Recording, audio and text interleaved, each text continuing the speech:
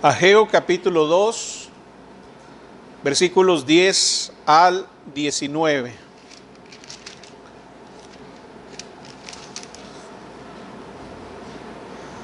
Dice la palabra del Señor de la siguiente manera, Ageo capítulo 2, versículos 10 al 19.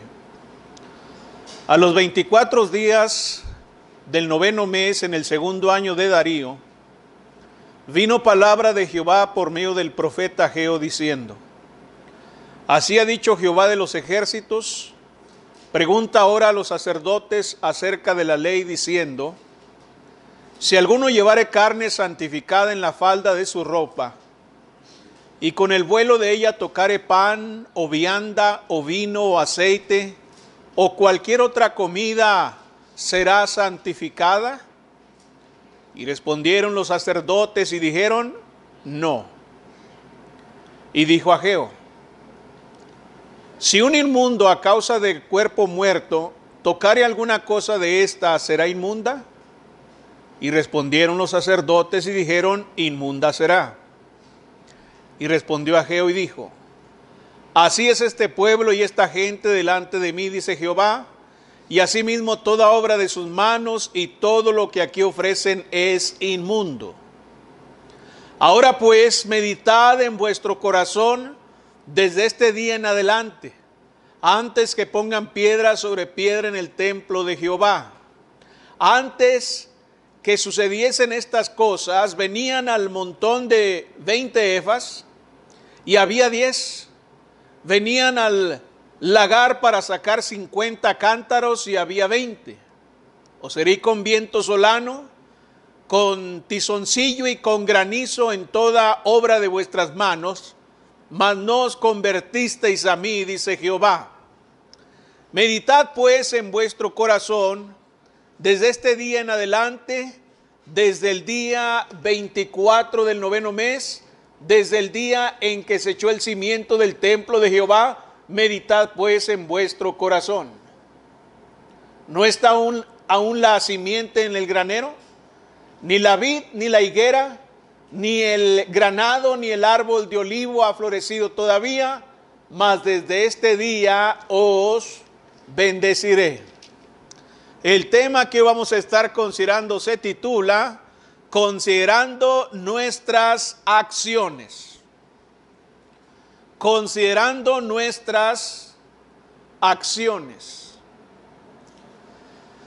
Ageo había recibido y transmitido 2 mensajes del Señor para el remanente que había regresado del cautiverio en Babilonia. El primer mensaje fue un desafío para que la gente tomara en consideración sus propios caminos.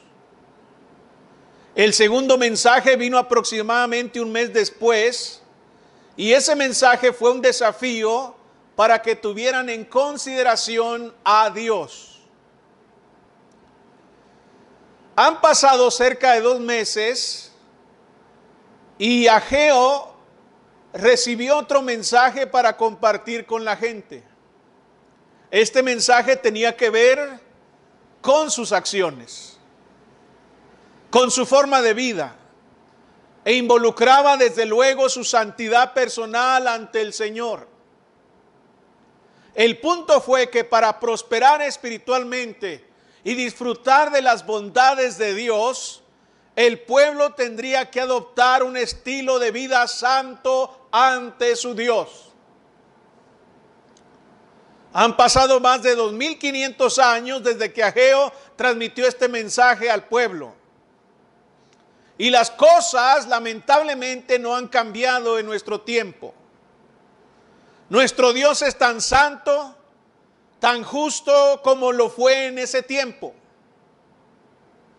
Sus caminos no han cambiado y nunca lo harán. Por tanto, si vamos a prosperar espiritualmente y disfrutar de la mano de Dios sobre nuestras vidas, también debemos adoptar un estilo de vida santo ante nuestro Dios. Aquí estamos hablando de una actitud y un comportamiento que requiere determinación y compromiso. No compromiso con los hombres, sino con Dios. Independientemente de nuestra perspectiva o de nuestras ideas, Dios dice que debemos buscar la santidad a diario.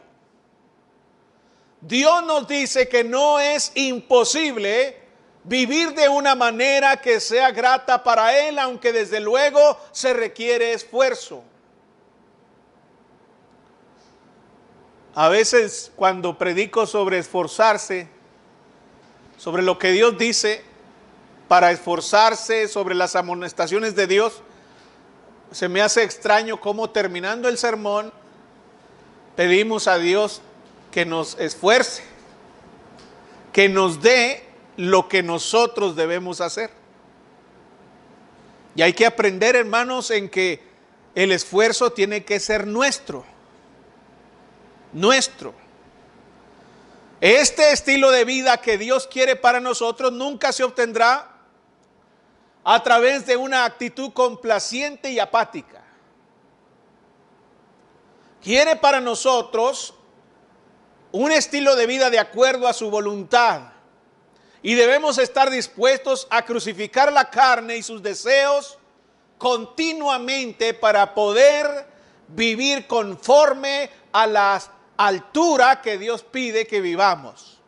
Dice el apóstol Pablo en 2 Corintios capítulo 4 versículos 10 al 11. 2 Corintios capítulo 4 versículo 10 al 11. Llevando en el cuerpo siempre por todas partes la muerte de Jesús, para que también la vida de Jesús se manifieste en nuestros cuerpos. Porque nosotros que vivimos siempre estamos entregados a muerte por causa de Jesús, para que también la vida de Jesús se manifieste en nuestra carne mortal. En Gálatas capítulo 6 versículos 7 al 8, el apóstol Pablo lo dijo de otra manera. No os engañéis, Dios no puede ser burlado, pues todo lo que el hombre sembrare, eso también segará. Porque el que siembra para su carne, de la carne segará corrupción, mas el que siembra para el Espíritu, del Espíritu segará vida eterna. Entonces vamos a tomar un tiempo para examinar las exhortaciones que transmite Ageo, mientras pensamos en el desafío de estar considerando nuestras acciones. En primer lugar, en los versículos 10 al 13, se nos dice que debemos considerar nuestras acciones para conocer nuestra condición espiritual. Debemos considerar nuestras acciones para conocer nuestra condición espiritual. Dios habló a través de Ageo para revelar dónde estaba el pueblo espiritualmente y para desafiarlos en caminar con él. Dice en los versículos 10 al 11. A los 24 días del 9º mes, en el 2º año de Darío, vino palabra de Jehová por medio del profeta Ageo diciendo: así ha dicho Jehová de los ejércitos, pregunta ahora a los sacerdotes acerca de la ley. Necesitamos conocer nuestra condición espiritual como sacerdotes de Dios. El Señor habló aquí específicamente a los sacerdotes acerca de la ley de Dios, la palabra escrita. Los discursos que antes hemos meditado en los capítulos 1 y 2 de Ageo se habían dirigido a la gente en general, a todo el pueblo. Pero esta parte está siendo reservada para los sacerdotes, para aquellos que tenían una posición de autoridad e influencia en el pueblo de Israel.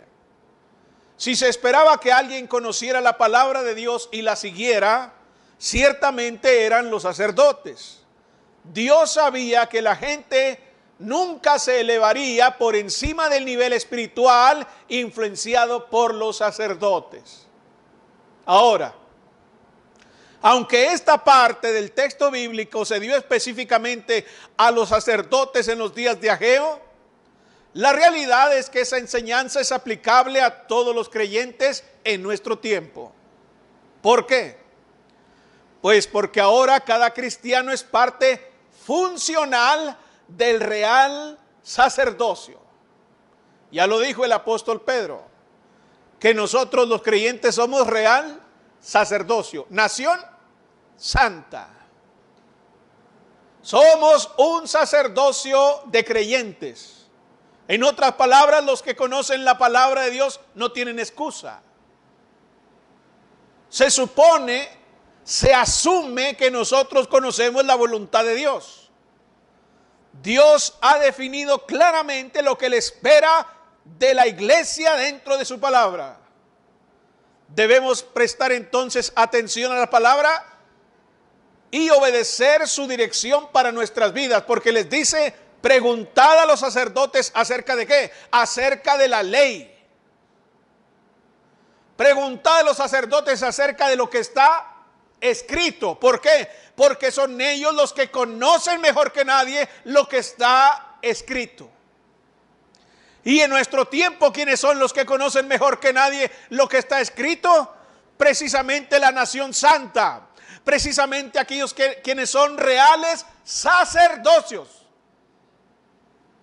Nosotros conocemos lo que está escrito y entonces nosotros somos los que tenemos la responsabilidad de prestar atención y obedecer la dirección de la palabra para nuestras vidas, exactamente como se esperaba que los sacerdotes vivieran conforme a la voluntad de Dios.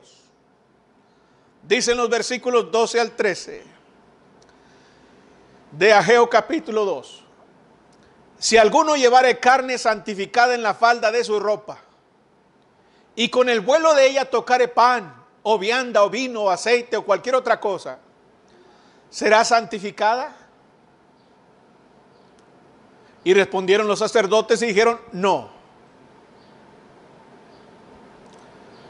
Y dijo Ageo: si un inmundo a causa de cuerpo muerto tocare alguna cosa de estas, ¿será inmunda? Y respondieron los sacerdotes y dijeron: inmunda será. Ageo ahora hace un par de preguntas que revelan una verdad significativa. La primera pregunta es que si una persona u objeto que se consideraba santo podía ser santo a otra persona u objeto simplemente por el mero contacto. ¿Podría el santo trozo de carne santificar un trozo de pan ordinario simplemente por tocarlo? La respuesta correcta fue no. Bueno, esa verdad no ha cambiado, hermanos. La rectitud nunca se transfiere por el contacto físico. Usted no se santifica por tener contacto con hermanos santos. Usted no se santifica por tocar una Biblia. Usted no se santifica por tomar la cena del Señor. Nada más porque la tocan sus labios y el fruto de la vid corre por sus entrañas. Usted no se santifica por el contacto de cosas santas o consagradas. No, así no funciona la santificación. No podemos compartir o transmitir nuestra justicia en Cristo a otro. Entonces, ¿cómo podemos ser justos y rectos y santos delante de Dios? Bueno, eso requiere una relación personal con Cristo. Entonces, no podemos alcanzar la rectitud por medio de las cosas que hacemos como iglesia. La santidad y la justificación, la rectitud, la santificación se obtienen por gracia a través de la fe en Cristo. Es simple para entenderlo. No es por asistir a las reuniones en el lugar donde se reúne la iglesia. Eso no resulta en santidad. La actividad religiosa que llevamos aquí no resulta en santidad para nosotros. No es de que, bueno, ya me congregué, me senté aquí unas horas, leí la Biblia, participé en las oraciones y ya soy santo. Tomé la cena del Señor y ya soy santo. Abracé a un hermano y ya soy santo. No, así no funciona. Usted puede hacer todas esas cosas y ser inmundo. Precisamente porque no lleva una vida recta obedeciendo la palabra de Dios. La segunda pregunta decía que si un objeto impuro podía profanar algo que antes estaba limpio. ¿Puede algo impuro manchar o profanar algo que está limpio? La respuesta correcta fue sí. Dijeron los sacerdotes, sí, Señor. Dios había declarado inmundos ciertos objetos, animales y personas con ciertas condiciones. Cualquier cosa que estuviera muerta, por ejemplo, dejaría a uno impuro si lo tocaba. Las personas no podían tocar un cadáver porque era impuro según la ley. Y si alguien tocaba el cadáver, entonces también quedaba impuro. La impureza se transmitía por el contacto. La santidad no, pero la impureza sí. El principio aquí revela que la impureza podría empañar y estorbar lo que antes se consideraba limpio. Entonces Ageo está advirtiendo a los sacerdotes a que se guarden de todo lo que se considera impuro para que no se contaminen. Ya no vivimos bajo la ley, pero el principio trasciende la ley. El principio trasciende la ley. Ese principio permanece y necesita ser enseñado y practicado. ¿En qué sentido? En Cristo somos limpios por su sangre derramada y considerados justos ante Dios.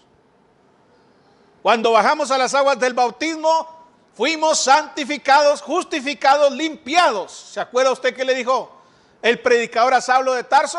Ahora pues, ¿por qué te detienes? Levántate y bautízate. ¿Y qué cosa? Y lava tus pecados. Cuando somos bautizados recibimos el lavamiento, somos puros, somos santificados, limpios.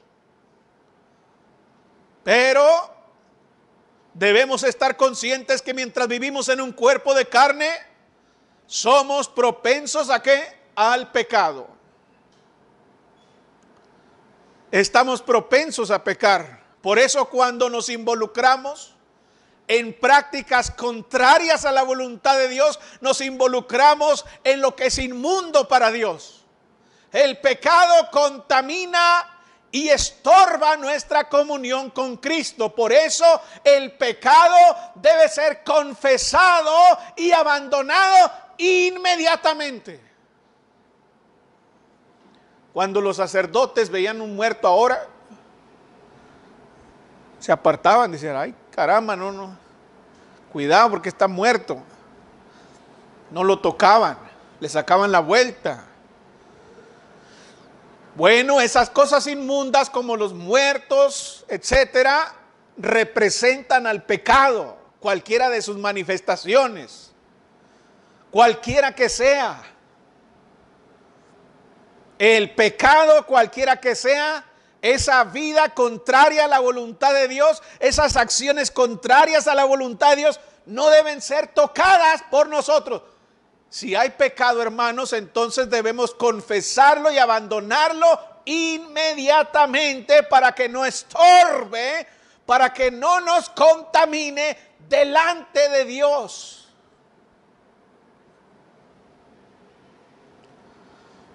Es interesante que la contaminación ritual de la que habla Ageo no se veía. Alguien tocaba un cadáver y quedaba inmundo, pero no se le notaba nada. Es decir, no tocaban un cadáver y no se hacían negros, no se les caía el cabello, no pasaba nada. El sacerdote podía andar muy bien limpio y todo, físicamente lavado, pero ritualmente estaba inmundo por haber tocado el cadáver. De la misma manera, aunque nosotros podamos vernos limpios, aunque nosotros podamos vernos bien aquí en la congregación, aunque podamos manifestar al mundo que todo está tranquilo, si el pecado está ahí en el corazón, estamos sucios y manchados, putrefactos, asquerosos delante de Dios. Y lo que tenemos que hacer entonces es confesar y abandonar el pecado. Eso es lo que hay que hacer. Aunque no se nos note, o aunque nadie se dé cuenta, o aunque nadie nos diga nada, Dios sí sabe, porque Dios no puede ser burlado, como leímos en Gálatas. Entonces necesitamos considerar nuestras acciones para conocer nuestra condición espiritual. Ahora, en los versículos 14 al 17, vemos que para considerar nuestras acciones se requiere algo. ¿Qué es lo que se requiere para tener en consideración nuestras acciones? Se requiere la reprensión.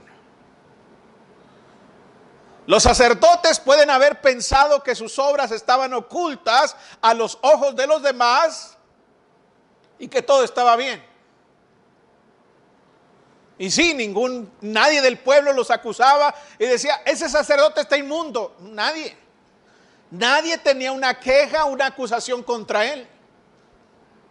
Pero la triste realidad es que las cosas no estaban bien. El Señor conocía sus vidas y conocía su pecado. Dios no puede ser burlado. Podemos engañar a los hombres, podemos engañar a toda la gente, podemos engañar a la iglesia misma, pero Dios no puede ser burlado. Y el Señor conocía las acciones de estos sacerdotes y conocía su pecado, y Él reprendió sus caminos pecaminosos precisamente para que consideraran sus acciones. Fíjese en el versículo 14, ¿cómo se lleva a cabo una reprensión?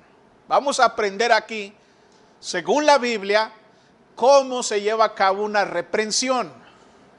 En primer lugar, una reprensión se lleva a cabo señalando la contaminación. Señalando la contaminación. Fíjese lo que dice el versículo 14. Y respondiendo Ageo dijo, así es este pueblo. ¿De qué estaba hablando? ¿Ya se les olvidó?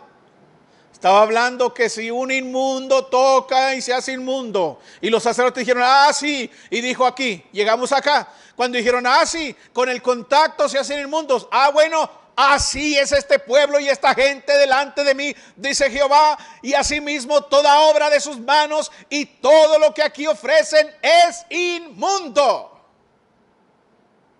¿Cómo está reprendiendo a Ageo? Señalando la contaminación.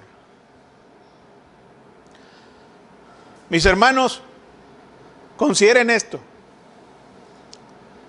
El trabajo había comenzado de nuevo en el templo. ¿Se acuerdan? No olviden que este pueblo tiene que reconstruir el templo.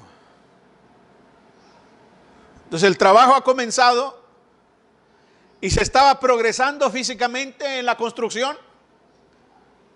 Pero había un problema. Ya estaban construyendo el templo otra vez. Ya habían puesto manos a la obra. Ya estaban levantando paredes. Ya estaban otra vez activos en la obra. Pero había un problema. ¿Cuál es el problema? Que la gente estaba contaminada espiritualmente.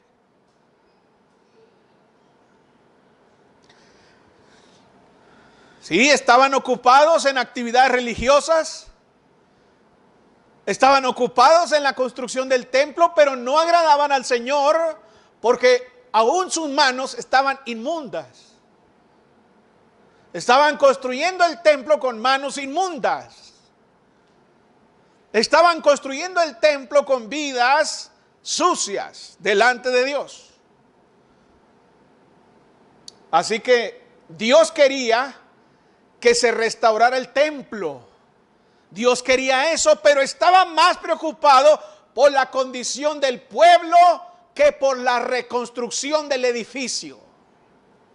Dios atendió lo que es prioritario.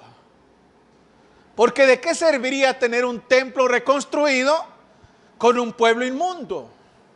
¿Usted se acuerda en los tiempos de Isaías? Tenían templo, había sacrificios, había fiestas, todo se estaba llevando al pie de la letra, al pie de la ley de Dios. El templo, los sacerdotes, los sacrificios, todo perfecto, pero Dios se enojó y se quejó con ellos y dijo: no me traigas más vana ofrenda, no quiero más su ofrenda, no quiero más sacrificios. Estoy harto, estoy hastiado de soportar sus cantos, sus asambleas, sus oraciones. No las puede soportar mi alma. ¿Por qué? Les dijo: porque ustedes son un pueblo como Sodoma y Gomorra. Entonces acá Dios quería que reconstruyeran el templo, pero Dios es sabio y dijo: ¿de qué me sirve un templo si el pueblo está contaminado? Por eso los reprende y les dice: oigan, espérense un momento. Necesitan descontaminarse primero. Y este es un gran desafío para muchos cristianos hoy en día, que se engañan a sí mismos al participar en las actividades de la iglesia, en el evangelismo, en los cantos, en la cena del Señor, en las colectas, en las oraciones, sin preocuparse en lo más mínimo de sus pecados. Piensan que su pecado se va cubriendo con todas esas actividades. Están en pecado y le ponen ahí la cena del Señor, le ponen las ofrendas, le ponen el evangelismo, le ponen los cantos, le ponen todas las prácticas religiosas y piensan que su pecado queda oculto, y no queda oculto. ¿Usted cree que Dios está más preocupado que usted coma la cena del Señor y ofrende y cante y evangelice? Está más preocupado Dios por eso que por su propia alma. La Biblia dice que Dios no quiere que ninguno perezca, sino que todos procedan ¿a qué? A tomar la cena del Señor. Dice él: yo no quiero que ninguno perezca, quiero que ofrenden y canten y recojan la cena del Señor. No, él dijo: sino que ¿qué? Sino que se arrepientan. Hay prioridades para Dios. Y la prioridad de Dios debe ser la prioridad nuestra. Cuando un creyente pretende servir a Dios viviendo en pecado, sus actos de culto no son otra cosa sino mero ajetreo religioso que jamás se convertirá en santidad. Nunca. El poder y la salvación de Dios jamás será disfrutado. El poder y la salvación de Dios jamás podrá ser disfrutado por aquellos que se acercan a Él con manos y corazones sucios por el pecado. El poder del evangelio nunca será disfrutado. La salvación y la gracia de Dios nunca podrá ser disfrutada si nos estamos acercando a Él con pecado en nuestro corazón. Vamos a quedar saludando ahí la tierra prometida como Moisés cuando la saludó de lejos pero no pudo entrar a ella. Vamos a quedar ahí en la frontera del cielo porque tomamos la cena del Señor, cantamos alabanzas, evangelizamos, estamos trabajando en las cosas religiosas, pero no somos santos porque no abandonamos nuestro pecado y quedamos ahí a las fronteras del cielo. Por eso Dios dice, oigan, espérense un momento. No sigan reconstruyendo el templo. Primero hay que tratar con la contaminación. ¿Cómo se hace una reprensión? Señalando la contaminación. En segundo lugar, el segundo paso, versículo 15.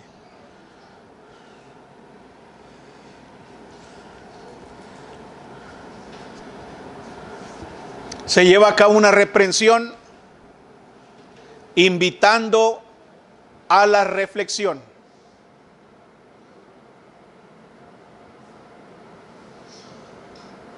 Ahora pues, meditad en vuestro corazón desde este día en adelante, antes que pongan piedra sobre piedra en el templo de Jehová.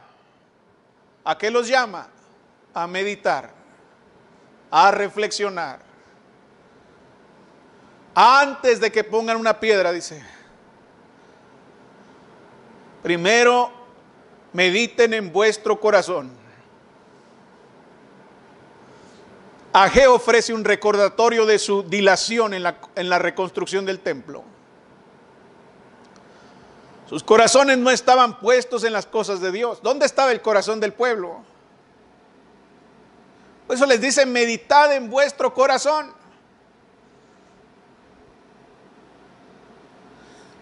No había ningún sentido de urgencia para reconstruir el templo.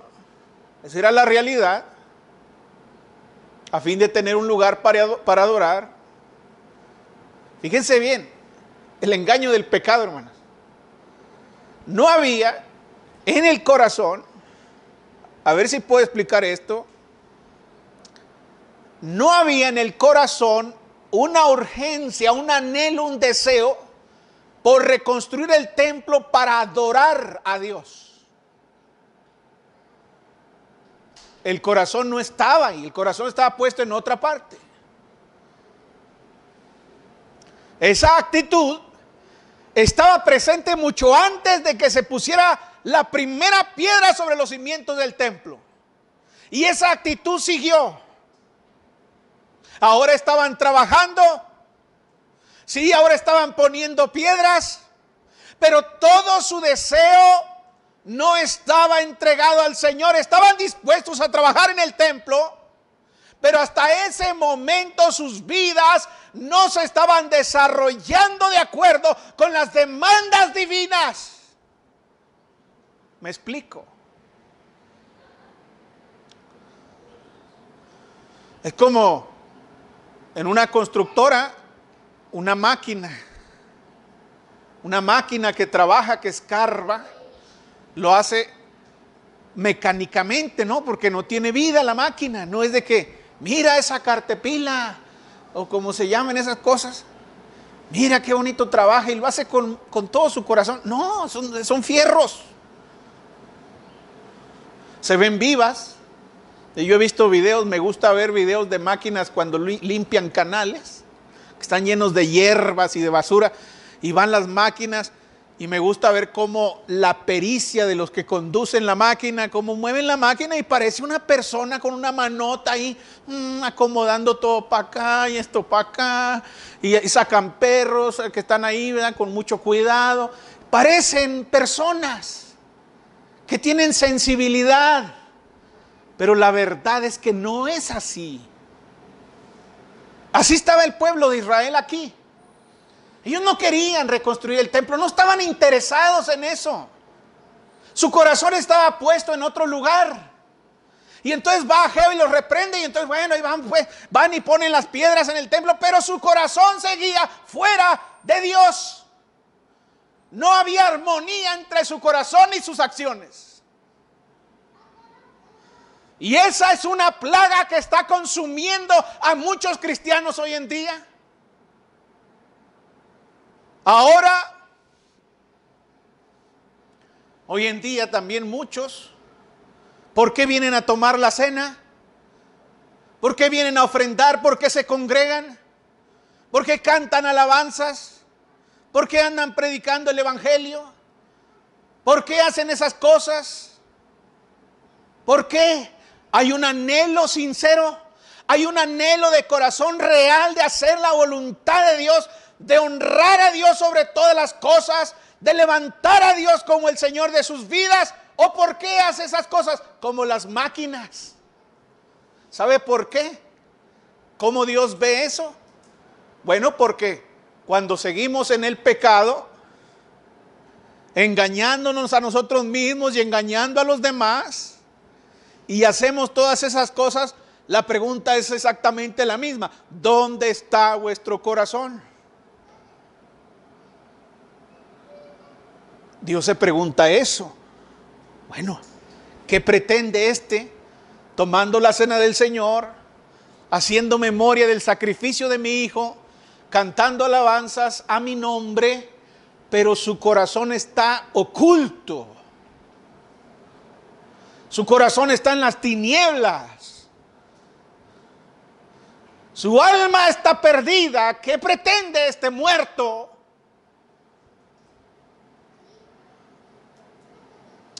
Y en eso es lo que tenemos que reflexionar, hermanos.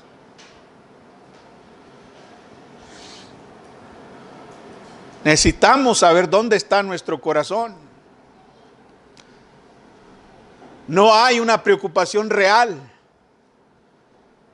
por glorificar a Dios realmente.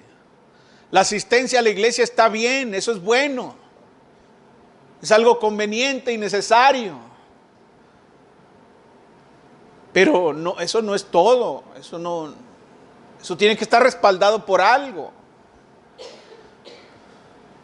Muchos se contentan con asistir a los servicios y desean recibir algo de Dios, pero no están dispuestos a que Él sea su Señor. A veces estamos como algunos países, no sé si todavía, últimamente ya no he visto cómo están algunos países, pero hay algunos países que tienen rey o reina, ¿verdad? Reina. Pero sí saben ustedes que esos países tienen un rey y una reina, pero nada más es de adorno. O sea, eso es nomás un título. Yo antes pensaba, mira, tienen su rey. Yo me lo imaginaba como los reyes de antes, que estaban en un trono ahí sentados y ellos eran los que mandaban. Y decían cómo, cuándo y dónde. Y decían, ahora quiero esto, ahora quiero lo otro. Y sí, señor, y sí, señor. Y sí, claro que sí, lo que diga el rey. Pero estos países que tienen reyes o reinas, no mandan ellos nomás son adornos. ¿Quién sabe por qué la nación se siente muy orgullosa de tener una reina o de tener un rey? Pero la realidad es que los que gobiernan el país son la Cámara de Comunes y Loores. Ellos son los que gobiernan el país. Ellos son los que gobiernan la nación. Una cámara,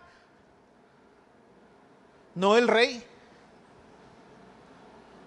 Y a veces así estamos nosotros con Jesús. Decimos, Él es nuestro Rey soberano, y no es cierto, es puro adorno.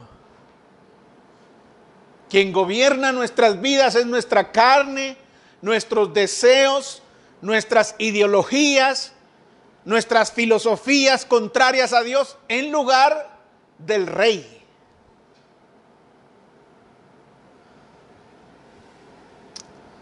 ¿Cómo se lleva a cabo una reprensión?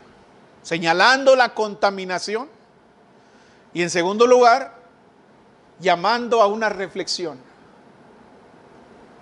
En tercer lugar, versículos 16 al 17. La reprensión incluye una advertencia. Una vez que se señala la contaminación, una vez que se hace un llamado a la reflexión, se advierte. Dice versículos 16 al 17. Antes, que sucediesen estas cosas, venían al montón de 20 efas y había 10. Venían al lagar para sacar 50 cántaros y había 20. Os herí con viento solano, con tizoncillo y con granizo en toda obra de vuestras manos.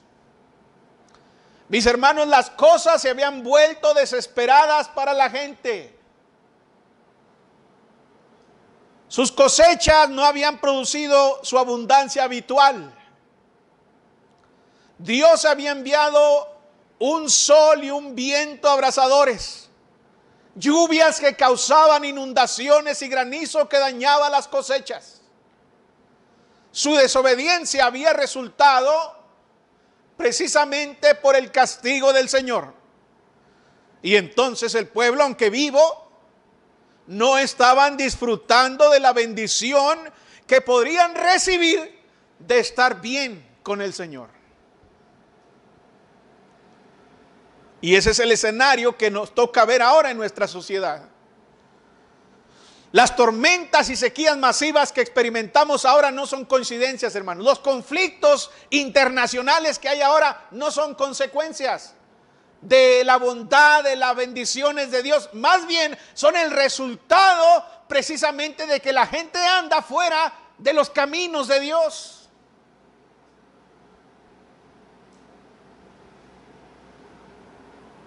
La falta de poder que experimentan nuestras iglesias, la falta de poder que experimentan nuestras vidas, no es coincidencia. Estoy convencido de que Dios está tratando de llamar nuestra atención. Él lo hace a su manera.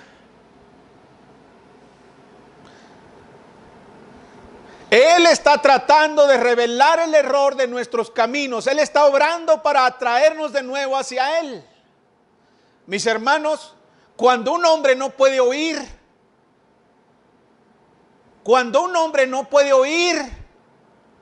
entonces tiene que sentir.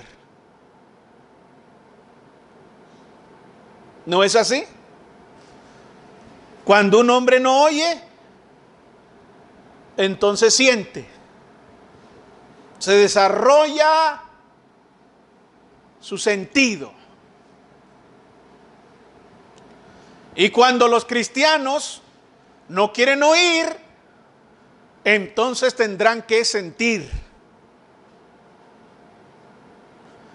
¿Qué se necesita para que regresemos a Dios y lo busquemos? ¿Qué más tendría que hacer Él de lo que ya ha hecho?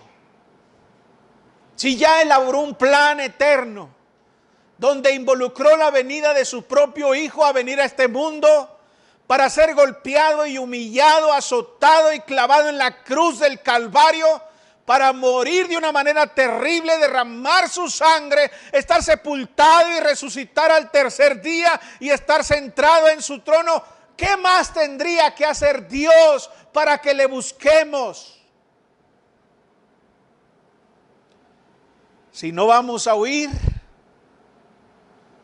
entonces Él nos hará sentir las consecuencias de andar lejos de sus caminos.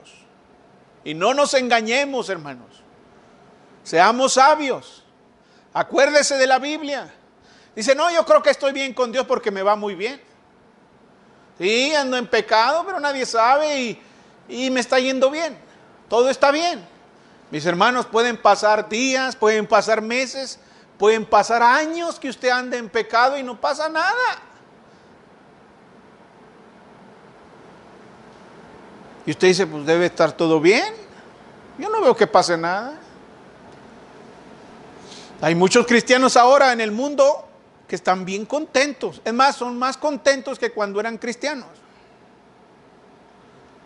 Son más felices que cuando estaban aquí en la iglesia. Mire, venían aquí a la iglesia y venían todos demacrados.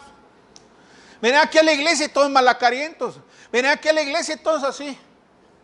Como si vinieran a matarlos, como si vinieran a que los torturaran, como si vinieran aquí a meterse una hielera de carne de res. Y ahora en el mundo se ven hasta rosaditos. sonrientes, andan de viaje y se toman fotos y hasta se nos antoja. Los ve uno y dice, válgame, mira, pero este sí está viviendo la vida. Y yo aquí matadote, ahí en el culto, tolerando a los hermanos malacarientos.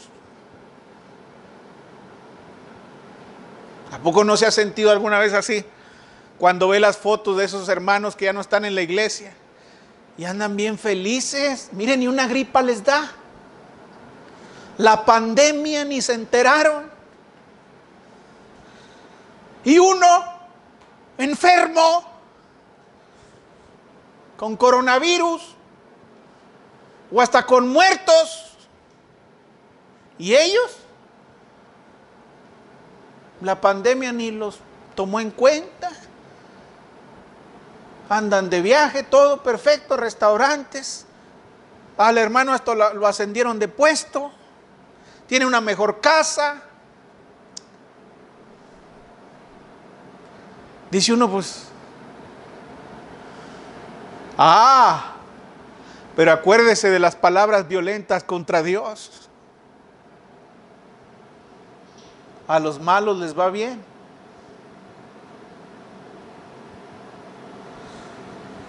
Decían los del tiempo de Malaquías, a los malos les va bien. Y nosotros sufrimos, los santos. A los malos les va bien. Ajá, sí, bueno. Espérese. Espérese porque llegará el día. Tarde o temprano, yo no sé cuántos años duraron los de Sodoma y Gomorra viviendo en su maldad y su pecado. Años, hermano. Yo no sé cuántos años tendría Nínive viviendo como vivía. Años, hermanos. Años. Décadas. Yo no sé cuánto tiempo vivieron los antidiluvianos en esa violencia y maldad y violaciones y asesinatos y crímenes. Años, hermanos, décadas. Y hasta Noé andaba ahí diciendo, arrepiéntanse porque el Señor va a juzgar este mundo. La gente se reía de él. Hasta que llegó un día donde tuvieron que decir, ábrenos, Noé. Entonces usted no se engañe. Cuando el hombre no quiere oír, entonces va a sentir.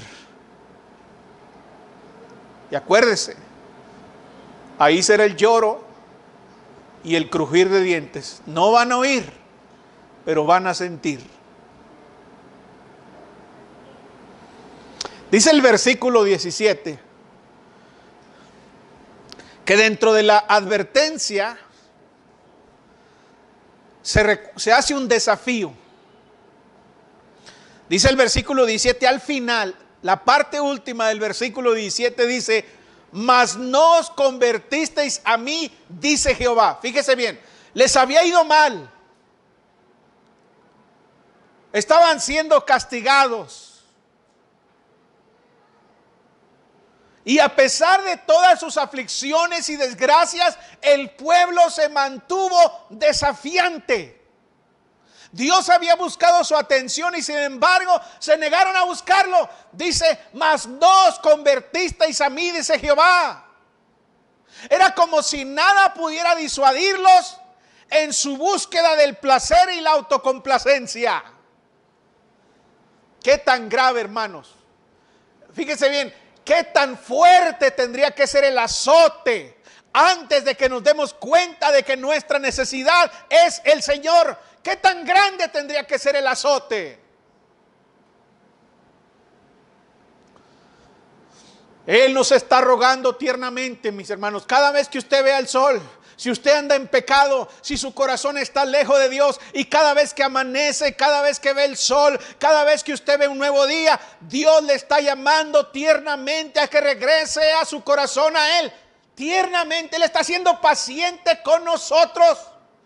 Yo no sé cuántos años duraron los de Atenas en su idolatría, hermanos. Décadas y décadas y décadas. Y Dios con toda ternura les dice a través de Pablo que Él, habiendo pasado por alto los tiempos de esta ignorancia, ahora manda a todos los hombres en todo lugar que se arrepientan. Fíjese cuánto tiempo duró. Años y décadas. Y así nosotros. Días y días, años y años, nos deja respirar, nos deja levantarnos, nos deja trabajar, nos deja comer, nos deja ver un nuevo día, nos deja hacer fiestas, nos deja festejar un año nuevo, etcétera. Él tiernamente nos llama, tiernamente. Él es bueno, Él es misericordioso. Las bendiciones que disfrutamos provienen de Él. Todo lo que tenemos, todo lo bueno que tenemos proviene de Él. Él no deja, a pesar de nuestra rebelión, Él no deja de cumplir con sus obligaciones como nuestro Dios. ¿Por qué no estamos dispuestos entonces a volver a Él y servirlo con todo nuestro corazón?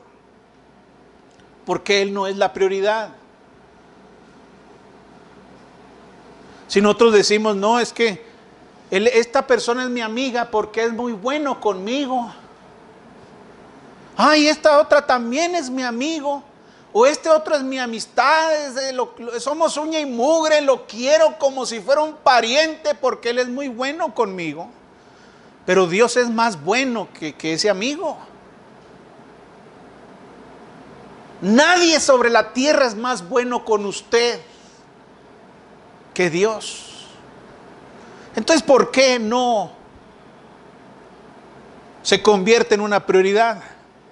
¿Por qué se le deja en un segundo plano sobre todas las cosas de la vida? Si Él es nuestra única esperanza,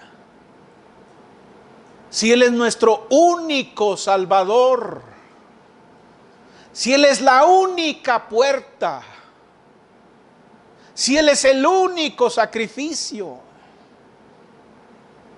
¿por qué lo dejamos al último? ¿Por qué ese desprecio?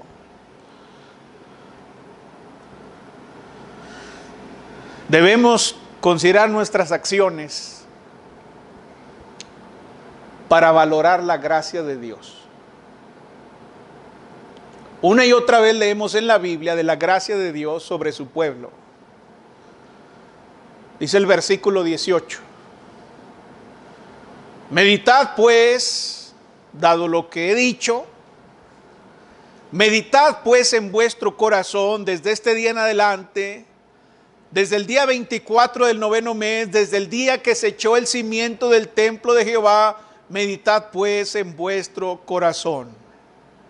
Dios, hermanos, les desafía a marcar un tiempo. ¿Ya lo notaron ahí? Meditad ¿desde cuándo? Desde este día en adelante. Desde el día 24 del 9º mes. Desde el día que se echó el cimiento del templo de Jehová. ¿Qué quiere Dios hacer? ¿Sabe qué quiere hacer? Quiere que establezcan un punto de recordatorio. Les dice, miren, mediten desde que ustedes ven esas piedras, desde ahí, desde que se puso esa piedra, ya la vieron la piedrita que está ahí, la piedra esa que usted puso, así, medite en su corazón. Eso es un recordatorio. Eso será un memorial para usted, para que haga memoria, para que recuerde. Ellos estaban haciendo progresos en el templo y el trabajo necesitaba continuar. Pero también deben asegurarse de que sus vidas sean vividas a la luz de la santidad de Dios. Y para eso Dios les da la oportunidad del avivamiento y renovación espiritual. Y les dice, miren, desde ahí para adelante. Dios está dispuesto incluso a no tener memoria de lo que pasó antes. Él ha sido bueno, ellos malos, pero dice, miren, desde aquí para adelante, vamos a poner la piedra y haga usted memoria desde ahí. Medite en su camino. Su trabajo en el templo serviría de la misma manera que el memorial que Israel erigió cuando cruzaron el río Jordán para entrar a la tierra de Canaán. Exactamente igual. Dios, hermanos, esa es su personalidad.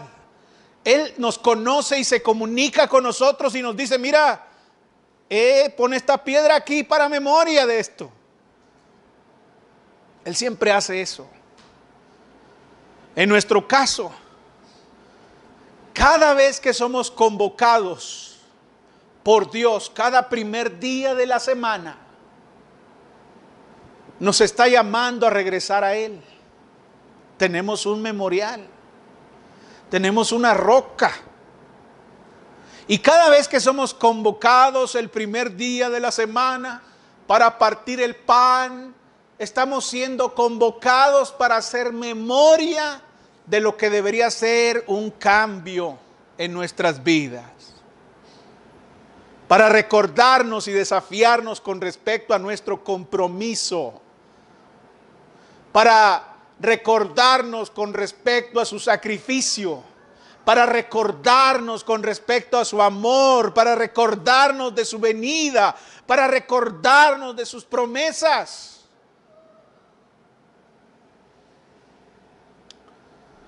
Bueno, si nosotros respondemos a ese llamado,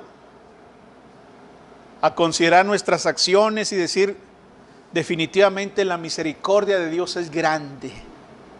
Mira, ahí están las piedras cuando cruzamos el mar y llegamos de la esclavitud a Canaán. Mira, a pesar de nuestros pecados, a pesar de nuestra maldad, Dios nos trajo aquí y nos dio una tierra. Mira, esa piedra nos recuerda eso.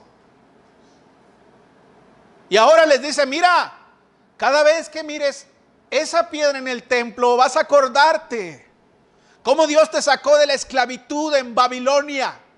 Y estabas esclavo, no porque los babilonios fuesen muy perversos o fuesen muy fuertes, sino precisamente por tu pecado. Pero a pesar de eso, he tenido misericordia de ti. Te he sacado de la esclavitud, te he traído a tu tierra y ahora vas a reconstruir el templo. Esa piedra te hace recordar la misericordia de Dios. Mira, cada primer día de la semana nos congregamos. Cada primer día de la semana partimos el pan para recordar la muerte de Cristo en la cruz del Calvario, porque eso nos recuerda que estábamos muertos en nuestros pecados, que íbamos camino al infierno, a la condenación, pero por su sangre ahora somos limpios y con esperanza de la eternidad. Haga memoria, medite en su corazón. Considere sus acciones y recuerde la gracia y la misericordia de Dios. Hay una promesa, hermanos, y termino con esto. En el versículo 19, cuando consideramos nuestras acciones y hacemos estas cosas, hay una promesa. ¿No está aún la simiente en el granero? Ni la vid, ni la higuera, ni el granado, ni el árbol de olivo ha florecido todavía, mas desde este día os bendeciré. No cabía duda de que su desobediencia había tenido un costo muy alto. Sus cultivos eran escasos, las uvas, los higos, las granadas y las aceitunas no se habían producido como siempre. El pueblo estaba sufriendo debido a su desobediencia. Pero eso iba a cambiar si buscaban al Señor. Él prometió bendecirles, renovarles todo, si vivieran conforme a su voluntad, conforme Él lo esperaba. Él les está prometiendo eso. Dios no estaba pidiendo algo ridículo o difícil. Él simplemente quería que lo siguieran fielmente, que fueran leales a Él. Sigo convencido de que nosotros estamos viviendo espiritualmente por debajo de nuestras posibilidades, hermanos. En otras palabras, estamos viviendo espiritualmente muy por debajo de nuestro potencial.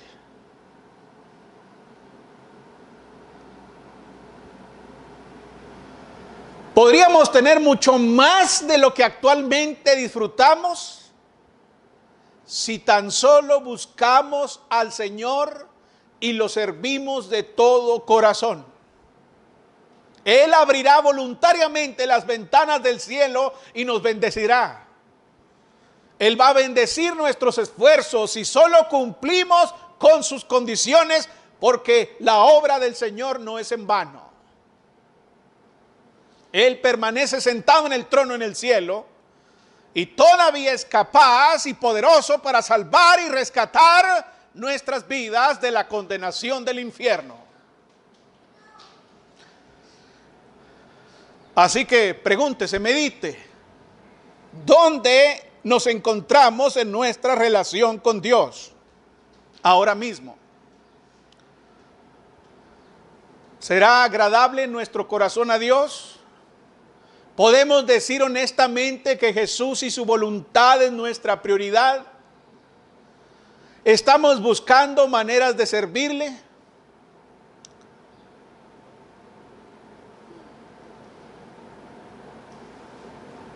¿Podemos reconocer la dirección del Espíritu sobre nuestras vidas? Quizás digamos, pues yo no tengo necesidad. Bueno, si está fuera de la voluntad de Dios, créame que tarde o temprano la va a sufrir. Si hemos considerado nuestras acciones seriamente y las hemos hallado faltas, es tiempo de volver a Dios. Puestos de pie. Hay una iglesia preciosa que la Biblia describe así. Estimado oyente, ¿desea conocer más de la palabra de Dios? La Iglesia de Cristo en la Colonia Constituyentes le invita a sus actividades los domingos a las 10 de la mañana. Estamos ubicados en la calle Juan J. Méndez, número 7744 de la Colonia Constituyentes. En internet nos puede localizar en www.iglesiadecristoenjuarez.com. iglesiadecristoenjuarez.com. Estaremos esperando noticias suyas. Que el Señor le bendiga. Ven a la iglesia de Cristo, ven donde seas feliz. Otro sitio nunca encontrarás, cual la iglesia de Cristo el Señor.